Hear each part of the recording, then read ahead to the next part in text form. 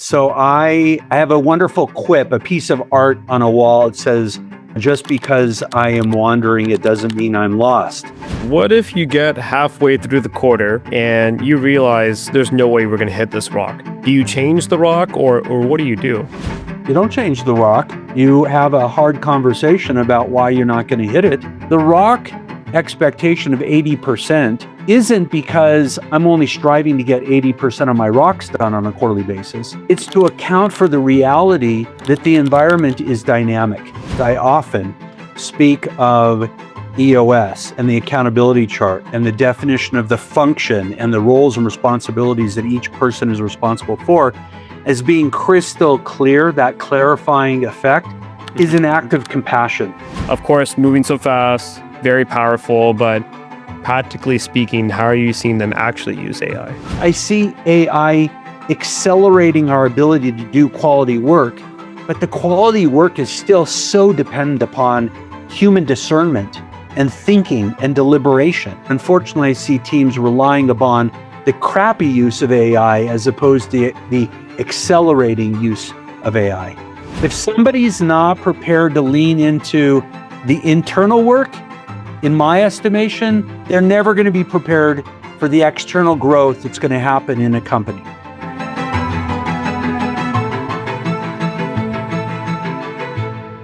Welcome to The Show Goes On, a podcast about the people who keep businesses running behind the scenes. My name is Aamir Noorani, and today I'm joined by Jay Strear.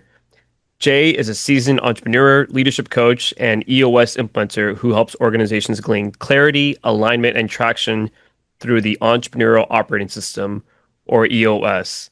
But that's a very brief background on you, Jay. I wanted to give you a moment to also introduce yourself, and thanks for being on today. Yeah, Aamir, thank you very much for inviting me on, and thank you for the work you're doing, your beautiful, wonderful, engaging conversation. I'm really delighted to join you. So I have a wonderful quip, a piece of art on a wall. It says, just because I am wandering, it doesn't mean I'm lost. And so in many ways, that's kind of been the nature of my journey into EOS, but it was very clear the pathway forward, right? And so what I mean by that is I lived in a very different environment than many of our, if not most of our EOS implementers. I was in the nonprofit sector and specifically in higher education for 24 years. I was a senior executive responsible for, in that world, what we know as advancement, which is euphemistic for fundraising or sales. I was responsible for sales and marketing from a fundraising standpoint. President's desk or the board's desk. After 24 years, in 2018, I left my role at that university and came home to Colorado to assume the role of a CEO in a statewide nonprofit. And in that role, I was introduced to the book Traction. And I read it and I thought, my gosh, if I had had these best practices for the last 24 years, I think I could have accomplished a lot more, right? And I loved it because it was content. I loved it because effectively it was curricula pulled from the best practices of the time and prior. Jim Collins, Patrick Lencioni, Stephen Covey, Peter Drucker. And those were not definitively written for the for-profit environment. They were written for businesses and organizations, regardless of the tax status. So I began to self-implement. That went marginally well, but in 2000, as we were all going home for COVID, 2020, as we were all going home for COVID, I had a wonderful, generous donor who said, hey, I'll pay for implementation. Let's try it. And maybe that will be a model to take for other nonprofits. So we did just that and led the board through a strategic conversation about its priorities. Then we really just leaned into the tools in the purest manner, although we were fully online. We weren't the only ones at the time, and implemented EOS. That nonprofit organization, to my delight, continues to thrive with the EOS tools.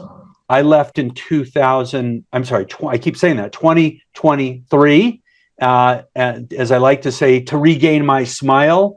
And in the early 2023, I became an EOS implementer. today, I'm now 3 years in, I'm certified. I have about 150 sessions under my belt. I have a practice of roughly 20 clients, and about 60% of those clients are nonprofit, ranging from a large university, $300 million, to smaller, almost startup nonprofits, and just a wonderful mix of primarily service-oriented for-profit companies. And generally, those leader teams that work with me see a broader purpose and value to their work. So with that last piece, a little bit of a plug, is I'm working with two other implementers, Joel Swanson and Kurt Swindoll, and we've got a book coming out at the middle of July called Amplify Impact, on entrepreneurial best practices for the nonprofit space. So I'm really delighted, making an impact, growing my business, shaping nonprofits, doing great work in the for-profit space, but really also committed to introducing these entrepreneurial best practices in spaces that haven't historically understood them as being available. Amazing. So, and the book is called Amplify Impact, and that's coming out in July. That's correct. Okay, Yes. cool. I'll have to check that out then.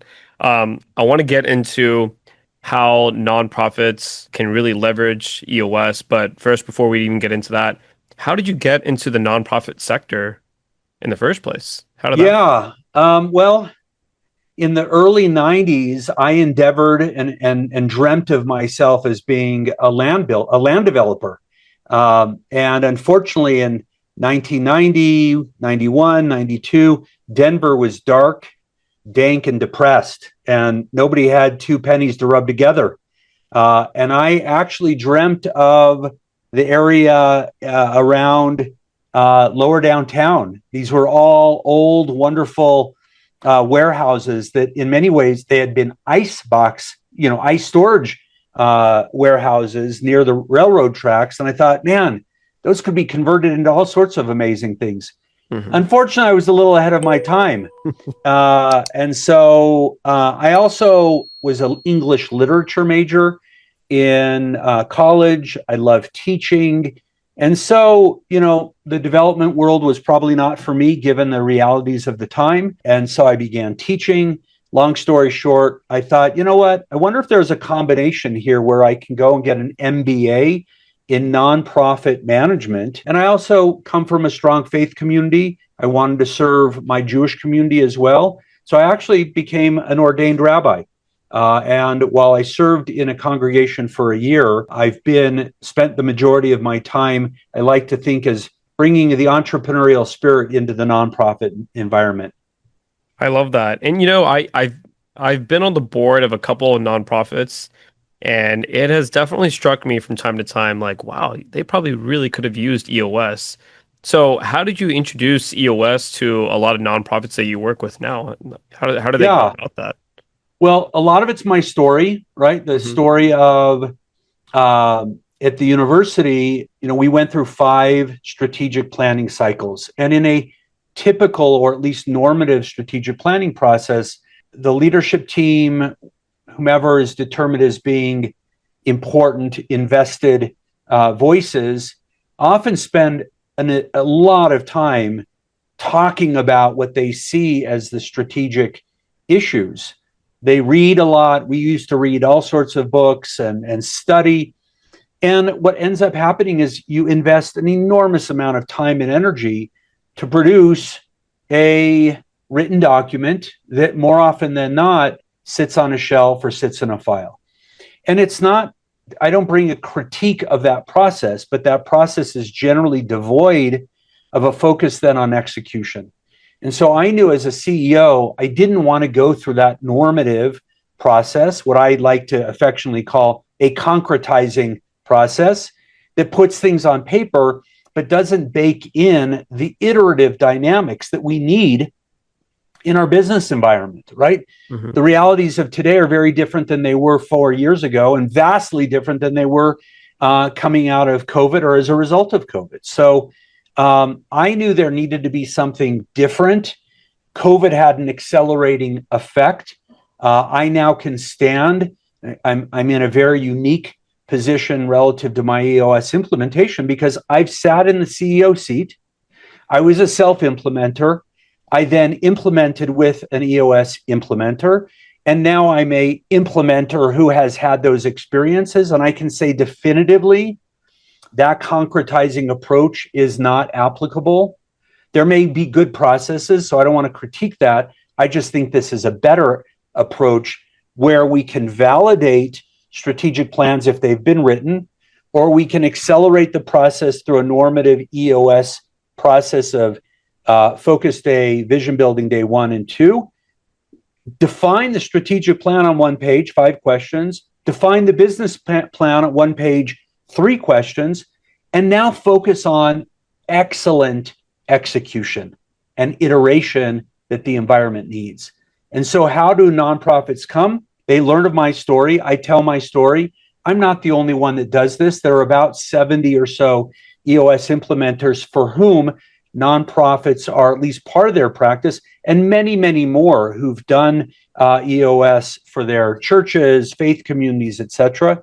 But I stand with a couple of us who are really saying this is a dominant feature, not the exclusive feature, but the dominant feature of our practice. So that's what we're doing, and how we do it is being a model to others. And unfortunately, other nonprofit CEOs are saying this is having a meaningful impact.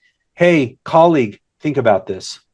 Yeah, I think that's great, especially in some organizations that are volunteer-based, or, you have people in it who are generally not in it for, the same reasons why a lot of people get into other things. Like, I feel like a lot of folks that you come across in nonprofits, purpose and passion is extremely important to them. And so I feel like the EOS structure brings so much clarity and structure to how someone's working, that it makes the goals crystal clear, instead of like this hazy political environment that can sometimes come up.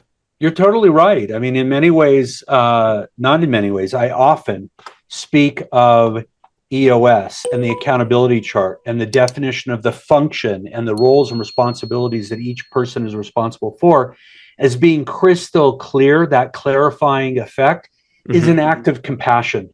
It's an act of compassion when we give our employees a clear understanding of what they're accountable for, right? And then you can actually hold them accountable for in a compassionate and understanding way, because now we can talk about, do I get it? Do I want it? Do I have the capacity to do it? Am I getting my stuff done? And if I'm not getting my stuff done, maybe I'm not the dumb guy. Maybe I'm getting 50 other priorities brought to me on a regular basis. So now we systematize the process by which we clarify, what am I supposed to do in that seat? And that gives everybody a much better understanding of what the organization is able to do, what I'm able to do. I'm ready to be held accountable for it, but let's put it in a space of reality. And the last piece is when I've got a high degree of purpose that I'm bringing, meaning and purpose to my job, and now I've got tools that enable me to execute to that, man, that's really fulfilling, right? It lowers frustration across the board and gets everybody moving in the same direction to achieve that beautiful mission that we're here to accomplish, whether that's in a for-profit or nonprofit environment, right? It just gives us a clear pathway to that North Star, not just an understanding of a North Star, and then we're like frustrated because we don't really understand how to get from here to there. Right. And you talked about systemization, and I feel like that's a big one. Even throughout the day, I still find myself adding stuff to the issues list, and because I know we have a time and a place to speak about it every Monday. And I think it hit me the other day. I was like, what was I doing before this? And I really don't recall. Before we had an issues list, perhaps we were just winging it and talking about whatever we felt like on that particular day.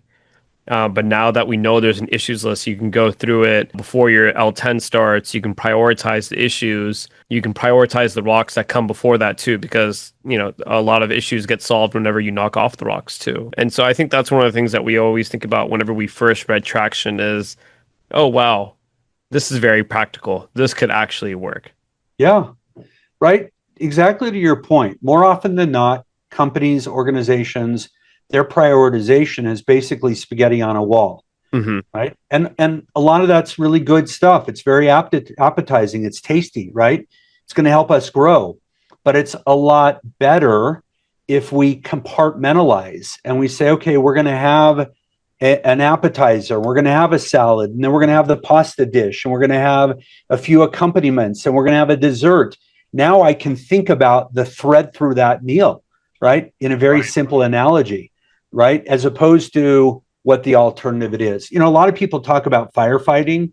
Firefighting is just a consequence of not having an ability to organize all the things that are coming at us and say, this is important, we got to deal with it now. That's also really important, but I'm not going to move the business forward by solving that. I can actually put that into our quarterly meeting. I can put that on the VTO issues list for, you know, anyone knowing that's an issue that can be dealt with 90 days later. So we're not ignoring it, right? But we are compartmentalizing so we can focus on the most impactful things that are going to move us forward today. Right. Yeah, you're right. So going Isn't back, that liberating? Like, doesn't it's that so just liberating. get Yeah. that static out of your head? Right. Right. Right. And doesn't that then lower sort of there's a physiological angst when, Hmm. you know, all the lions and tigers or bears are coming at us. What does that do? That elicits our fight or flight reaction. Right. What if we don't have to fight or flight or flee, but we can actually get to a point of thoughtful, purposeful response to whatever's in our environment? That lowers the stress level. That lowers the angst amongst team members, right? If you're in whether it's a nonprofit or a VE, you know, a VC or private equity or a partnership, right? It also has a ripple effect to all of those interested parties around you to say, okay, they've got a handle on what they need to do today, this week, this month, this quarter, this year, and we can deliberately evaluate whether we're on track or not on track. That's like, it just lowers the temperature. Yeah. I guess when you put it that way, you know, like we've been doing EOS for a bit now. I think almost 8 years, 7 years, 7 or 8 That's years. more than a bit. Yeah, but to your point, you know, I really do feel like stress levels in my life and in the organizations has gone down a lot because there is a structured way on how we run the business now with the rocks and the issues and the to-dos and get it, want a capacity to do it. You're totally right in that when you know you have that structure and foundation to lean on, there's not much to be stressed about because you know that there's a time and place to work through everything that you need to get right. Let's move it to a really personal level. Can we do that? Yeah. So think back to a day when you didn't have your rocks that you've got to execute on this quarter, right? More often than not, people come to work on Monday. They've just had a full weekend. Often they've done things that are wonderful but tiring. So Monday it's kind of a lull, and they look at their bloody email list and all the urgencies and all the things they didn't get done, right? There's no context for a pathway forward. Now you spend half your day on Monday reacting and responding to other people's priorities, right? And that then just turns into this cycle of frustration, stress, and lack of productivity. Not that easy to say, I guess, through the rest of the week. Very different if you're working in a structured, systemized environment like EOS. Okay, well, Monday, just like Friday and Thursday and Wednesday of last week, I know what I got to deliver. I got to focus time to get my rocks done because I know I'm going to meet in an L10 and I'm going to demonstrate my commitment to the organization by being accountable. Okay, so maybe I'm not jumping into my emails. I'm going to look at my rocks first thing Monday morning. What do I need to do the rest of this week to get those things done? What are the issues? Now I'm not running to my boss to say my hair's burning. Okay, I'm going to put it on the issues list. Now I've got a place to deal with those, either at a department level, at a leadership team level. So it just sort of gives people opportunity to breathe. And it says to the company now knows, well, if Aamir can't actually manage his own work by working towards what we agree is a priority in rocks, maybe it's not the right fit, right?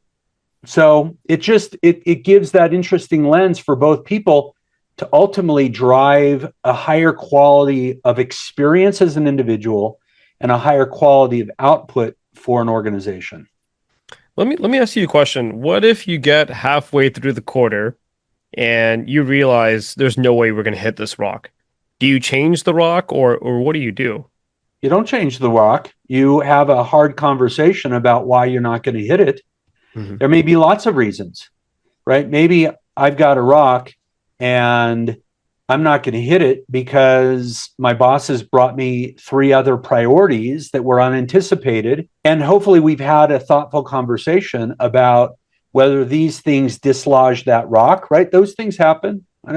As an example, I had a client who got a huge grant opportunity, and it was going to take 3 or 4 people on the leadership team 6 or so weeks to get that thing across. But the opportunity was unprecedented. So that, yeah, they had to stop in their L10 and have the deliberate conversation. Is this one now sandbag, right, relating to that tsunamis that's going to pour water into the room, so important that these 4 rocks are no longer as important? They're not important, but we got to focus on this big one right now. These things we're just going to defer, and we'll come back to it at the quarterly meeting and decide, are they still applicable? They just are going to be pushed down. Most important, Aamir, it's to have the conversation, right? It's not to say, oh, my boss can just dislodge this, and this. It's what now is the priority. Things shift. That's the beauty of it, right? It's an iterative dynamic. It may be the same as, okay, we were going to launch this new initiative, but John Doe at such and such organization has left. He was really responsible for it. I don't think we can get it done because we don't have a steward in that partner. Okay. So the rock expectation of 80% isn't because I'm only striving to get 80% of my rocks done on a quarterly basis. It's to account for the reality that the environment is dynamic. I call EOS, in the nonprofit world, where we think we know about strategic planning, we know about it in the for-profit world. But I like to contrast this concretizing effect on strategic planning, as I described, strategic plans that live on the shelf or in a file, versus dynamic, right? We set our strategic priorities, but something that still relates to our core focus, our purpose, cause, passion, is going to get us closer to our 10-year target or 5-year target, long-term, midterm, short-term. This now is more important, and it's going to move us faster and farther than these other rocks. Let's have that conversation. Yeah, interesting. So you're saying that, these things happen in any organization where the rock that was intended to get done may sometimes shift because of different priorities that come up in the company. But having that open and honest conversation with the team live is some of the best ways to just combat it, and just talking about, hey, what are we going to do? Or is this more important? 100%. And the conversation also ensures that the integrator, if there's an integrator and visionary, that may be a visionary integrator combo. Regardless, somebody's got to play the role as integrator of guardrails, right? And to say, okay, is this a shiny object that's going to take us away or not? If it's not, it's going to get us closer, then yeah, let's have that conversation. So you got to have that checks and balances also. How often do people do that? More often than not, in both the for-profit and nonprofit. Oh, here's an opportunity, here's an opportunity, here's an opportunity. How do we put that in the context of rocks? How do we put that in the context of our 1-year goals, our 3-year picture, our North Star, 5 or 10 year, whatever that long-term is? How do we put that into the context of our core focus, right? That's the brilliance of it. Like, we've got construct to put it in to check ourselves, to make sure we're not being distracted, we're not wasting resources, we're driving to that destination. Yeah. Staying on rocks for a bit, then, one of the other reasons why I think sometimes people miss them is that perhaps someone has more than one rock assigned to them. Is it okay if someone has two rocks or more assigned to them, or should we keep it at one in order to have that level of focus to get that done? Yeah, well, let me share sort of the rule of thumb if there is. Generally speaking, leadership team members have more rocks, often 5 to 7 or 3 to 5. Then as you go down the next level, it may be 1 to 3 or 3 to 5 relative to that upper level. The next layer down, it may be only 1 to 3, maybe only one. And then you go even further. Like I've got an organization that's got 5 layers. At that very bottom layer, they generally only have one rock, right? So most important, where I see teams tripping up, is they don't define their rocks well in a smart manner, specific, measurable, attainable, relevant, timely. And so they may actually have 3 rocks in one. So it's critical to define the rocks clearly and to utilize that construct to ensure that when the rock is agreed upon, because it's not I'm the owner of the rock, let's say, if it's my rock, but the team, the leadership team at the senior most leadership team or at the department level, when we go around and ask, is this the right rock? And is it a smart rock? This is where often team members check out. But that's precisely when we need team members to lean in. Yeah. Because it's the brain trust that's going to say, yes, it's right. Yes, it's smart, which then says, okay, Aamir, your 2 or 3 rocks, like that's a lot of really important work. Stick to that. Yeah. But I have team members who will say, oh, I can take 7 rocks, 8 rocks because I've got a whole team I can delegate to. And sometimes that's true, right? I resist it, but sometimes if that's what they take on and they know their team, okay, it's not ideal, but it needs to be executable. It needs to be smart, measurable, attainable, relevant, and timely. Can I actually attain it? Can it be attained? Yeah. Yeah. And I feel like where organizations can trip up sometimes is a rock is definitely not a to-do, right? Because a to-do is something that you can get done within a week. But sometimes the rocks could be too easy. They get done in like 3 or 4 weeks. And really, it was just a multi-step to do. It wasn't necessarily a rock. So how do you differentiate a rock from a to-do that just took an extra couple weeks to get done? Yeah. I really appreciate your question, Aamir, and it comes up so often. And I actually think it's a misread, if you will, of what a rock is.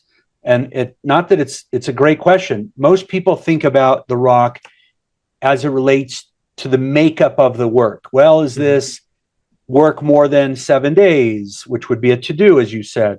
Is this rock a project? Is this rock something that needs lots of team members? All of that may be true, but there's just a simpler focus. There's a simpler construct. Is a rock the priority or one of the priorities that's going to demand my attention or the team members' attention or the team's attention to drive the business forward? Right? I don't really care if I'm the only one that needs to do the work, if multiple people need to do the work. Is it most important? Right? If it's really, really important, then it should be at the leadership team level. If it's important, but if it's not so important that someone else on the leadership team needs to step in and get it done, then it's probably an individual rock, which at the leadership team, I may have one company rock and 3 individual rocks. Well, those individual rocks, I'm going to take to my department, right? Assuming I have a department. Now those rocks shape the department rocks. I may be doing a little bit of work, but I'm accountable for that work. So the other piece to denote is, and I have no doubt you know this, right? There's a difference between accountability and doing, right? And so as a leadership team member, if I have 4 rocks, I may be doing some of that work, but I'm accountable for all of that work. Right. I appreciate those replies. Thank you. Yeah, thank you for the question. I do feel like there's a lot of confusion sometimes on rocks, so I'm glad you're able to clarify a lot of that. I want to talk about your book, Amplify Impact. You said it's coming out in July. What is Amplify Impact all about?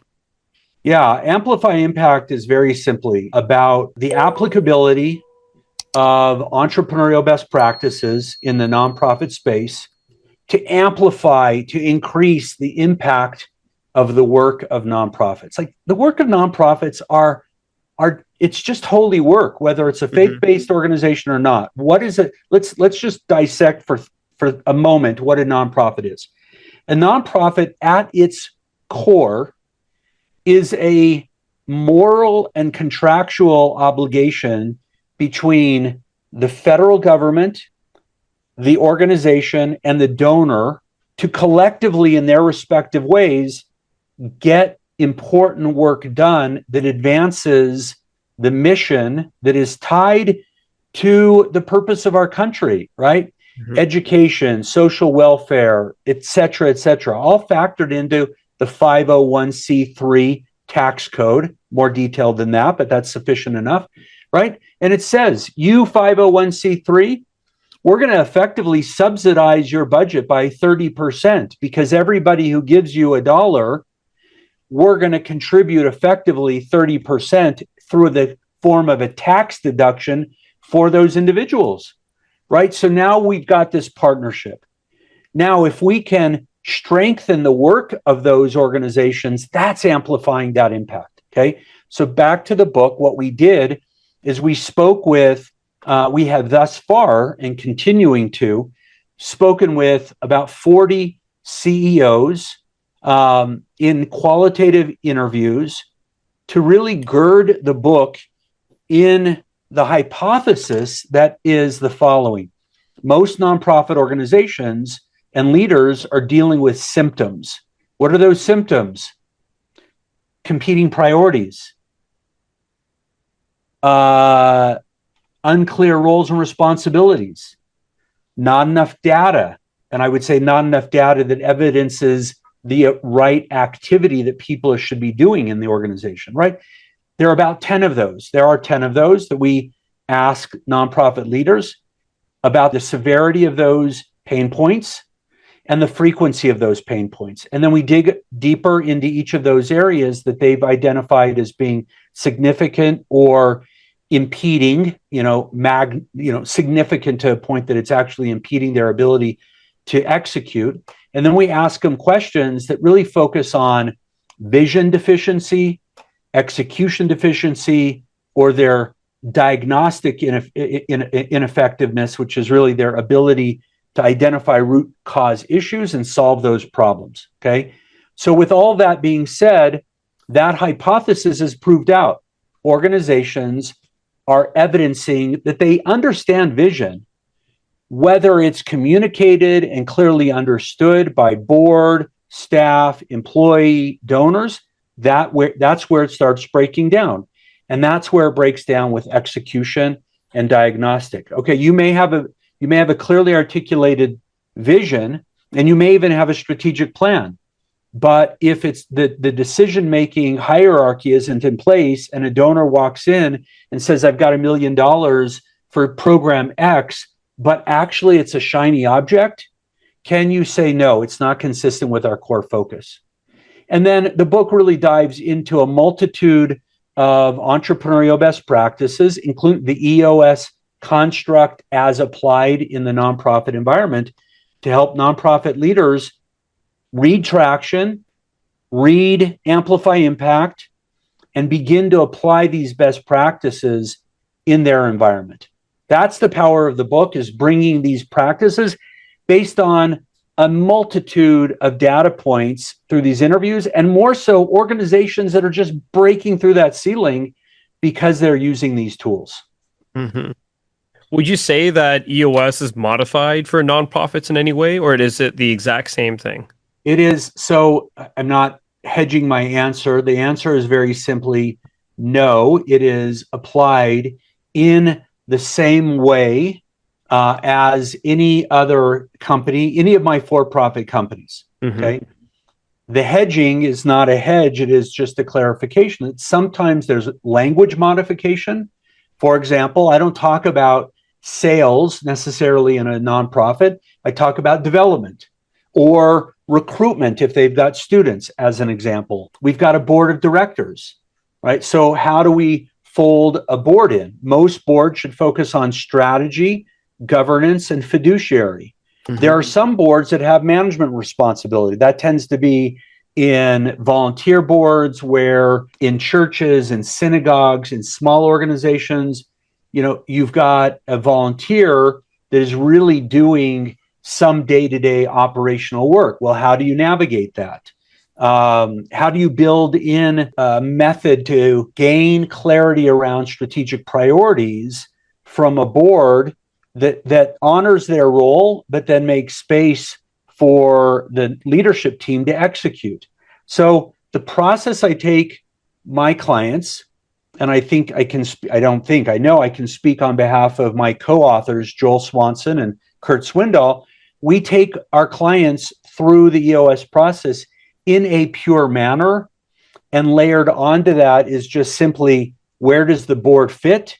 What is the cadence with board meetings and reporting to board meetings, gaining perspective from board, and then some adaptation of language where the language is just a little bit different, as I said, sales versus development. Mm-hmm. What's funny is I was just thinking about nonprofit adoption of EOS, and I want to get your perspective on this. I feel like it's probably just the tip of the iceberg. Like, not a lot of them have probably adopted it yet, and there's probably so much more room, so many more nonprofits out there that have never even heard of EOS and could probably use this and help their organizations run a lot better. 100%, right? And we've got a lot of data, actually. So there was a study by a very strong organization. Until this study comes out, I probably shouldn't name the name because I don't think it's public, but basically this organization or company helps middle market companies grow to that next threshold. So let's say it's a $10 million lower middle market, help them grow to 50 or 100.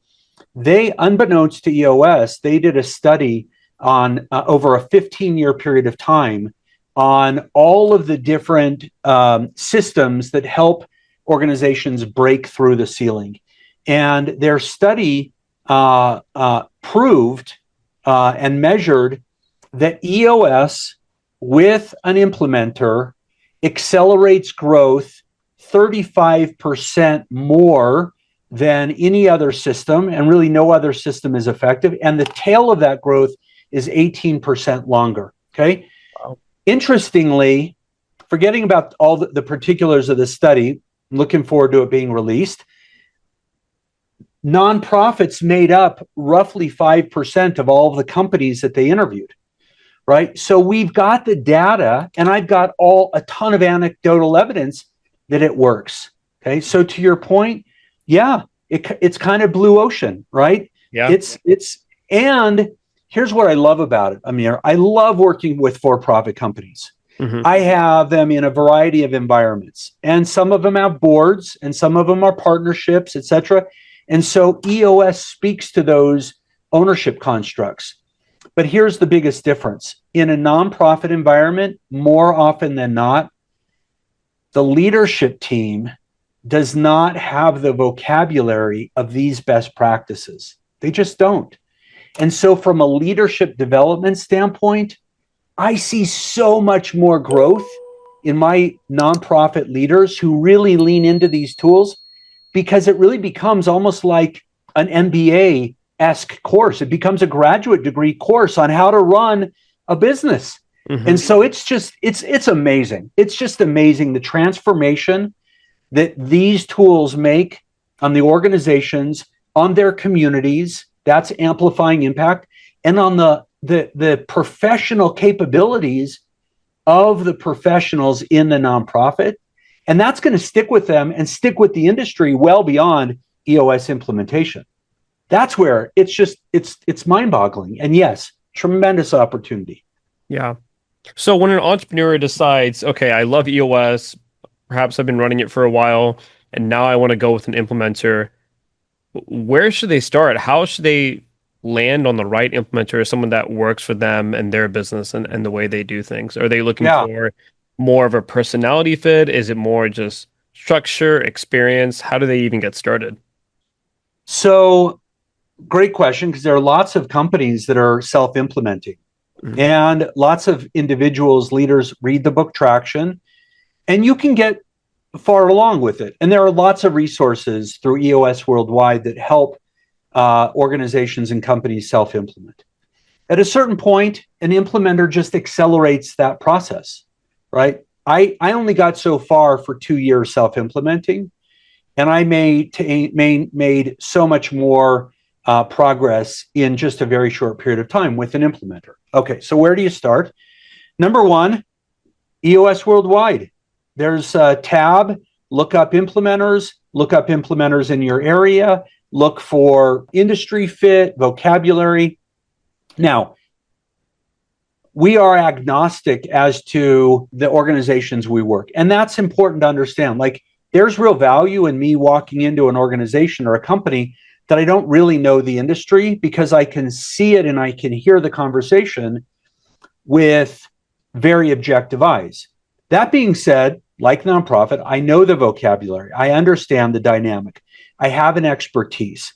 So that adds to the nuance and capability that I can provide, including the third element. I'm a teacher, I'm a facilitator, I'm also a coach. So I provide a lot of coaching services as a business coach on how to use the tools, especially to my CEOs, right? And that there's a certain intimacy in that relationship, right? And I'm going to be with this team for 2+ years often. Mhm. So to your question, it isn't just about skill. Every EOS implementer knows their stuff. But an organization or a leadership team in a company needs to really meet with them, go through what's called the 90-minute meeting, which is at no cost, to see how they teach, see how they explain, see what their vibe is. And it is about, a little bit of speed dating, because you should do that with 2 or 3, because as I said, we're going to just spend a lot of time together. Yeah. And the purpose of that 90 is not just to give an overview of the implementer and the team to one another. It's not just about an overview of the tools. It's not just about the process, but it's the implementer seeing if the organization or company is a right fit for them, and vice versa. It's a low risk tryout, so to speak, to see if there is that vibe, right? Definitely some speed dating involved for sure. Yeah, right. Um, Jay, how are you seeing organizations utilize AI right now? I'm sure you come across a lot of entrepreneurs, a lot of businesses, and they're all grappling with that question. Of course, moving so fast, very powerful, but practically speaking, how are you seeing them actually use AI? Yeah, great question.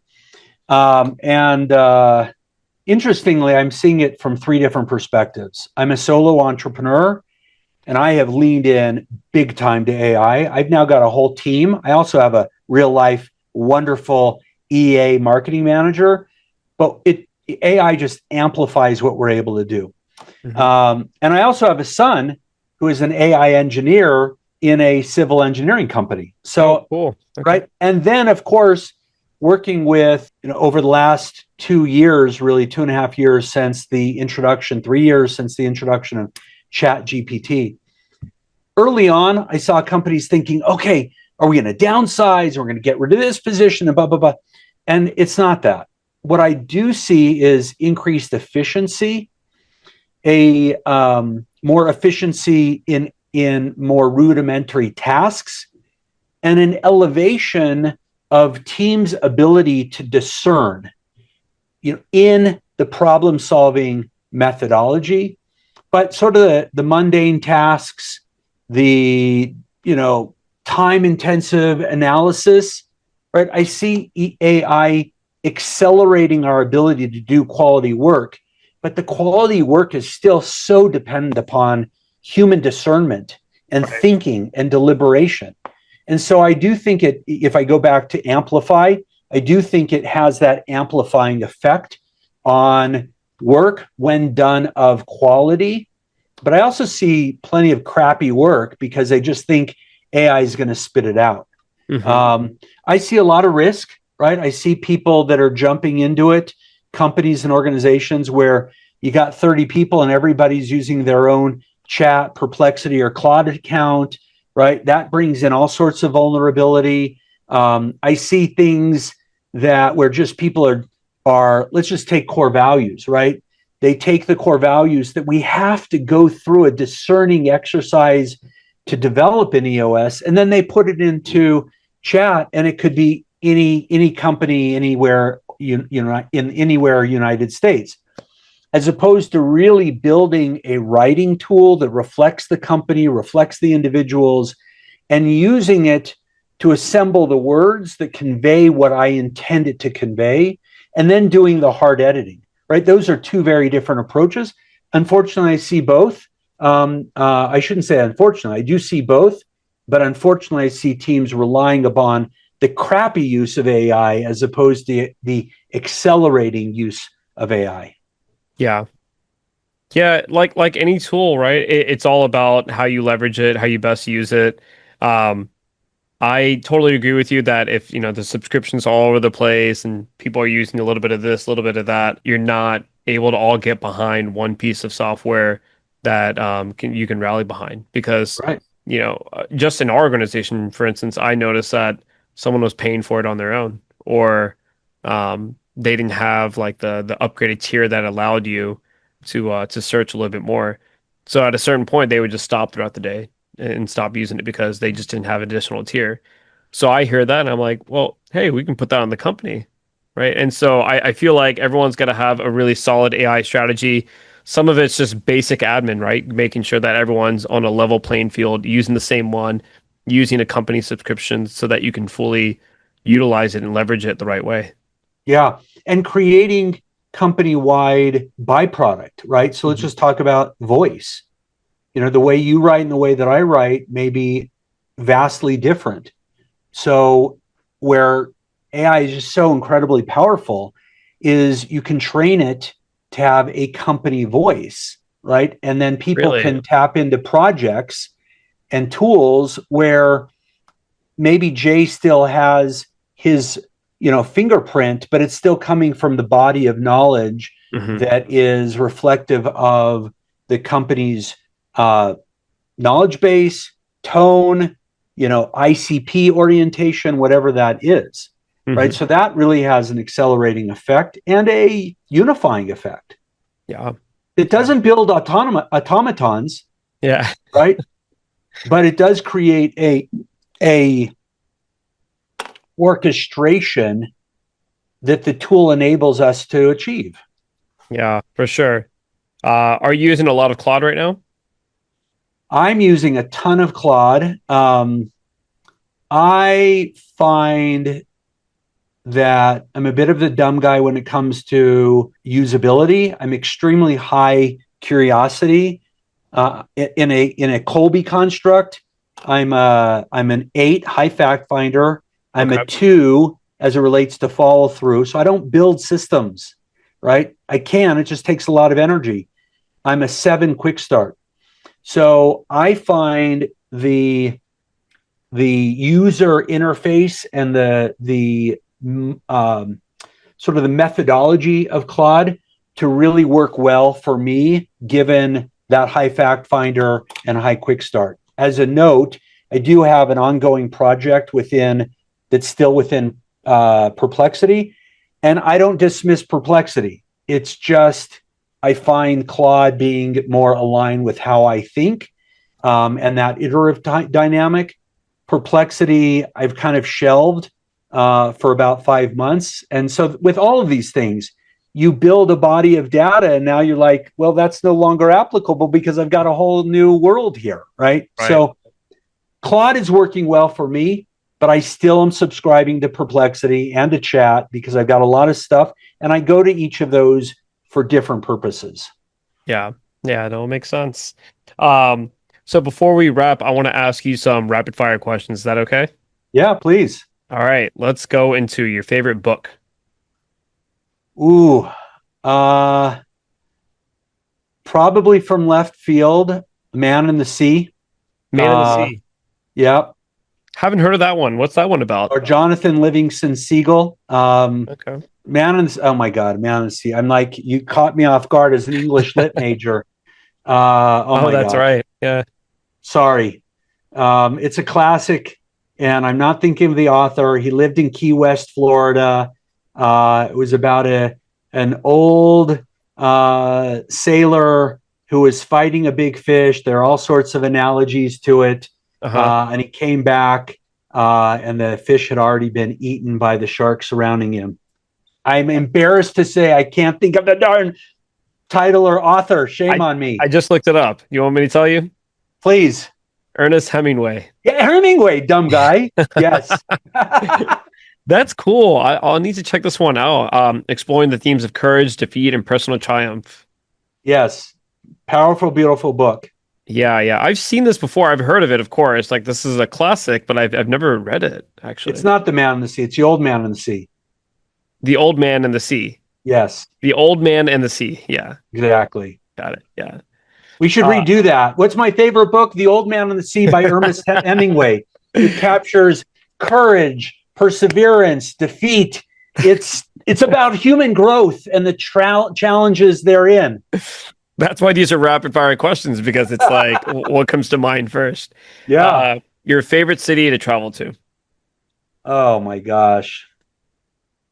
You know, there are so many. I don't travel a lot, but I love Glenwood Springs, Colorado. Okay.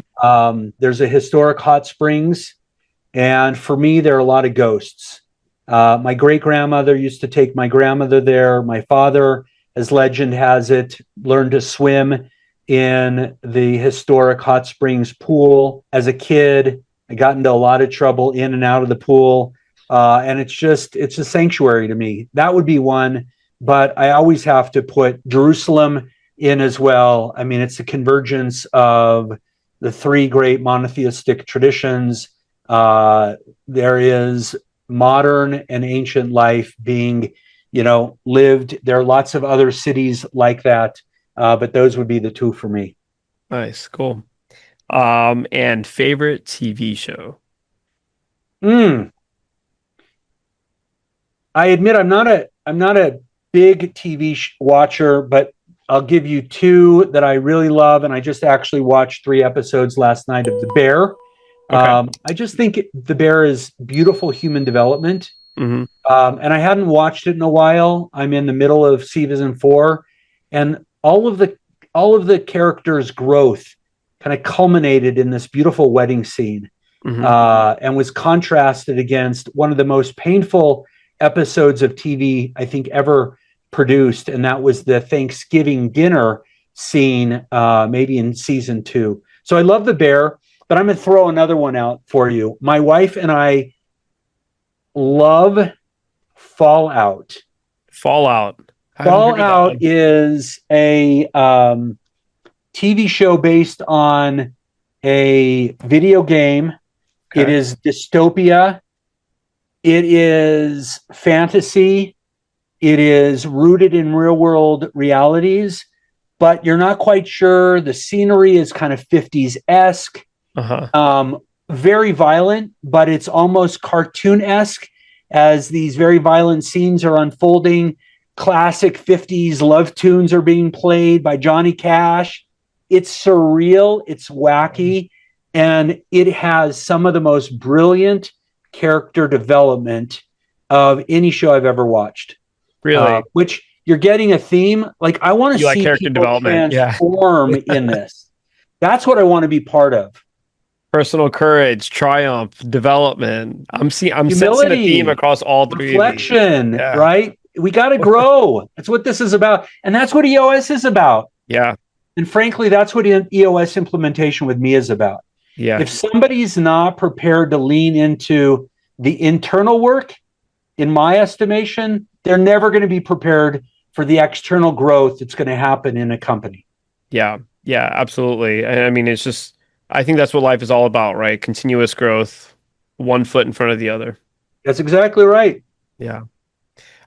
Jay, this was awesome. Thank you so much for joining today. You're very animated, and I was like hanging on to every word, so I really appreciate it. Before we sign off, anything else that you'd want to share? I'll share this. Thank you. A moment of gratitude. Like you're putting the work in to bring good, thoughtful people's ideas into the world. That helps us grow, right? So just thank you very much. I was really honored that you reached out, delighted to participate. And I so enjoyed our conversation as well. You've got a beautiful smile. Keep bringing it and the light to the world. And I hope our paths cross again. Yeah, would love that. Thanks, Jay. Appreciate you being on today. Thank you.